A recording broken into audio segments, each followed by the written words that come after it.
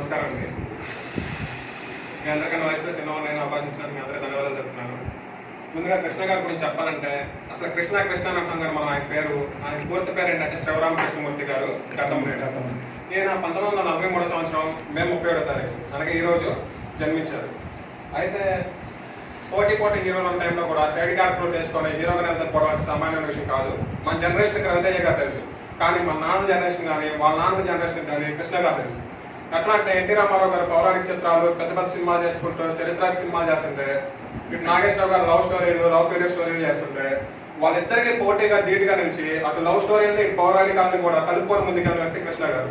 Alluri Sitaramaraju cinema కానీ సింహాసన cinema కానీ అట్లాగే ఇంకా ఎన్నో గూఢచారి 116 ఇట్లాంటి మంచి హిట్లు మనకు అందించి అల్లూరు సీతారామరాజు అనే వ్యక్తి ఎట్లా ఉంటాడో తెలియని వాళ్ళకు కూడా మాలాంటి వాళ్ళకు కూడా ఆయన రూపంలో చూసుకునే అవకాశం కల్పించారు.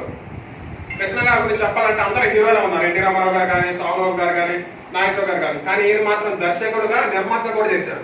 నిర్మాతలందరినీ కూడా ఈయన ఆదరించారంటే ఈయన కూడా నిర్మాత కాబట్టి వాళ్ళందరి భావాలు వాళ్ళందరి యొక్క పడే కష్టాలు కూడా ఈయనకు తెలుసు కాబట్టి ఈయన కూడా నిర్మాతగా ఉండి చాలా సినిమాలు నిర్మించారు. కొడుకు దిద్దరు కాపురం కానీ ఇట్లా మహేష్ బాబు గారిని పెట్టి రమేష్ బాబు గారిని పెట్టి కొన్ని సినిమాలు తీసుకెళ్లారు. ఆయన మన ముందు ఇప్పుడు భౌతికంగా లేకపోయినా కానీ మహేష్ బాబు గారి రూపంలో ఆయన పోలికలతో ఉన్న మహేష్ బాబు గారిని మన ముందుంచి ఆయన ద్వారా అనేక మందికి గుండె ఆపరేషన్ చేయించి అనేక మందికి ఆదర్శంగా నిలిచారు.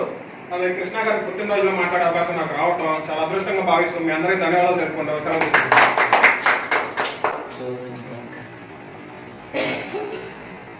ఓకే